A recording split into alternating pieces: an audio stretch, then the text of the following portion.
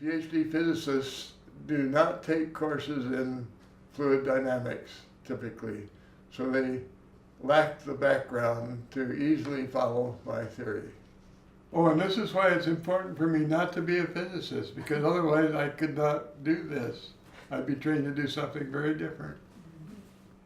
In this new animation, we show the pairing of a neutron and a proton. It's very important for neutrons to pair with protons because they are found in the nuclei of all atoms.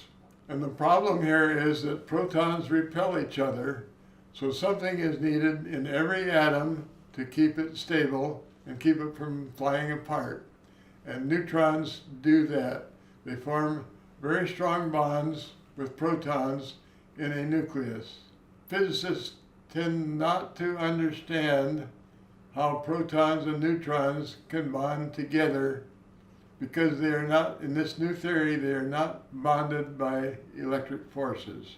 They are bonded by nuclear strong forces. And the nuclear strong force is physically shown here. And in fact, we show two different nuclear strong forces, one within the neutron itself and one between the neutron and the proton.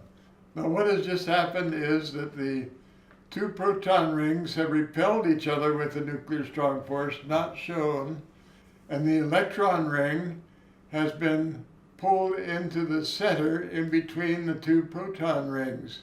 This end formation that we see of these three rings is one of the strongest combinations of forces and rings known in the universe. It is called a proton-neutron pair.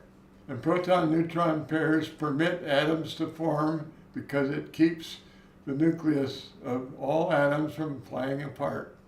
This is why neutrons were formed. They were formed basically to stabilize protons.